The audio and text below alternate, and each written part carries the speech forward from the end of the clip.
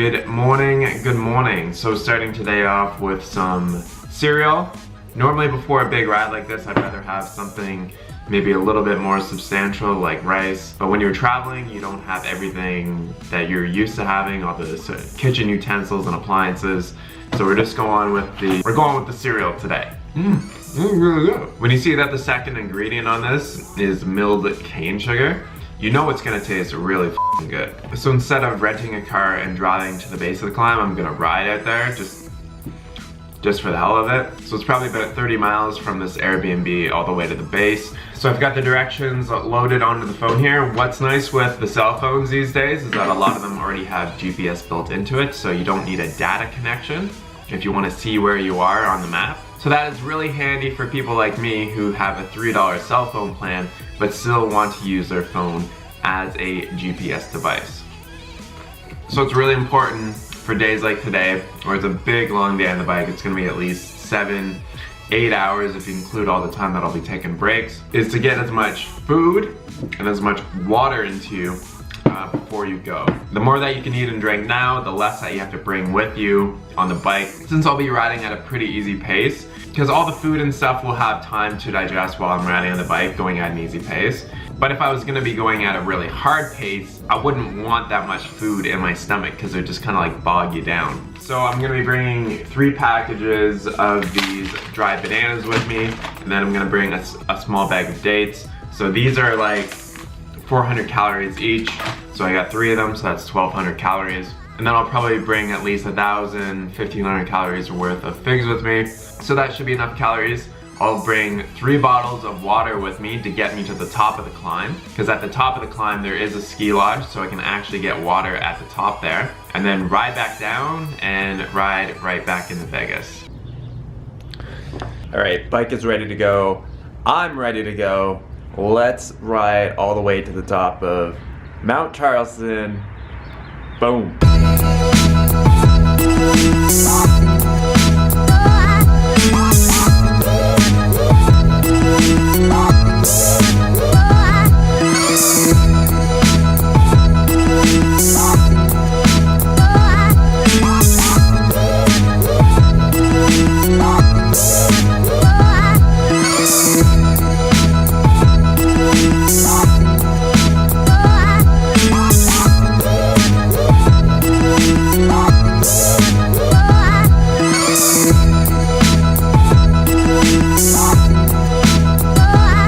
About 40 kilometers into the ride so far, which is about 25 miles, and we still have about 6 more miles to go, so about 10 kilometers till we reach the base of the climb, which is somewhere over here.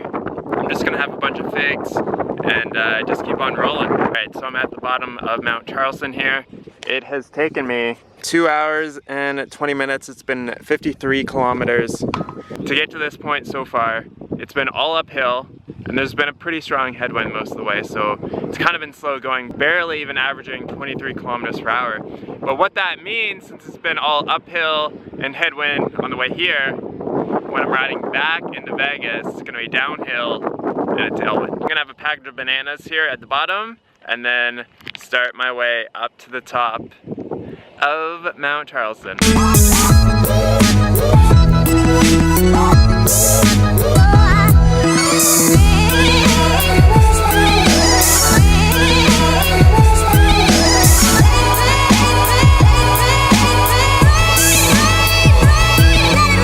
5 kilometer check-in. Doing good. 5,000 feet, baby. Whoop whoop. I'm just about at the 10 kilometer check-in as well. Going good. This feels a little bit more difficult than the last climb, probably because I rode over 50K just to get here, so let's keep going. I'm just taking a little bit of a food break here. I've been riding for about 1 hour up the climb, and I'm just past the 13 kilometer mark. So probably just had like 7 or 8 figs. It's so nice and so peaceful up here. It's really, really nice. It's just so quiet. Like you just can't hear anything except for the odd car that goes by. But other than that, it's really, really quiet out here.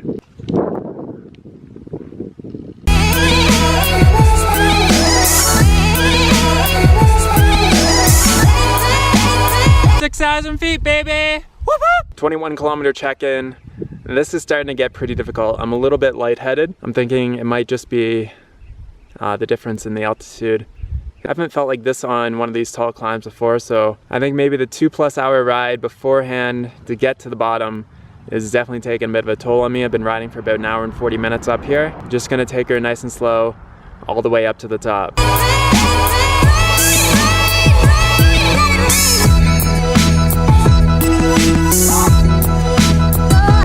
8,000, baby! Whoop whoop! All right, made it to the top. Holy f***, that was like, gotta be the hardest 80 kilometers I've ever ridden in my life. Thank God it's pretty well downhill the entire way. When I get back out on the highway, it'll be like tailwind and slightly downhill. 80 more kilometers to go, 80K's done. For the Americans, just about 50 miles more to go.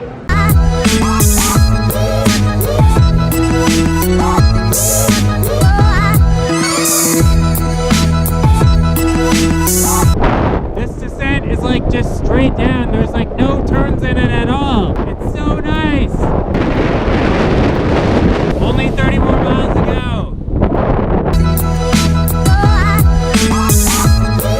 All right, just getting back into Vegas. Still have 26 kilometers more to go till we get back to the Airbnb. Feeling good.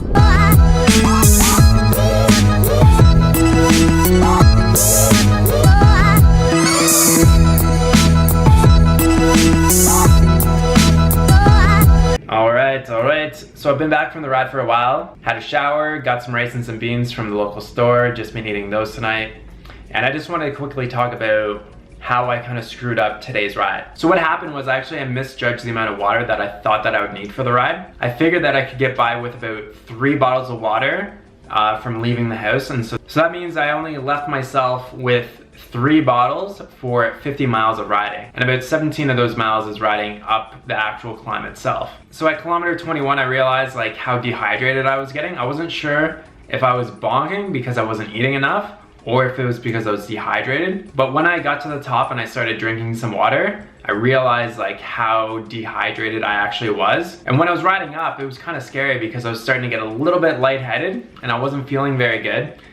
And the actual time that it took me to do the climb was 2 hours and 15 minutes. That was just the moving time. The actual elapsed time was 2 hours and 55 minutes. So I spent about 40 minutes like taking breaks while going up the climb just because I wasn't feeling very good.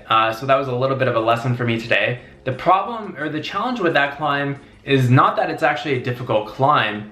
It's that if you're starting here in Vegas, the closest place to get water, like say like at a gas station or a store, is about 20 miles from the base of the climb. So that's a really far distance to go unsupported with no water and with no food. Plus you have to ride all the way up the climb, so that's about 37 miles total until you actually get to the ski lodge where you can get some water. So I know for the future if I need to ride like at least 30 miles to the base of the climb, that is I have to prepare either with more water or make sure I get water as close to the base of the climb as possible. So that was a little bit of a mistake on my part, but all in all, I'm happy with the effort today. So it was a really, really nice climb. It was a very steady gradient all the way to the top. And some of the people at the ski lodge were just so bamboozled that I actually rode my bike all the way up there from Vegas. So it's always interesting to see people's reactions because they just think it's so just like crazy that you're actually doing this. So the hard part of this trip is done. So tomorrow and then the next day will be all about fun and exploring the strip and just doing kind of like more tourist stuff. I've already booked a Cirque du Soleil show, so I'm gonna be seeing that in a few days. I got the meetup at Veggie Nation tomorrow, so really stoked for that. Anyways, thanks so much for watching. Catch you guys on the next vlog. Talk to you soon. Peace.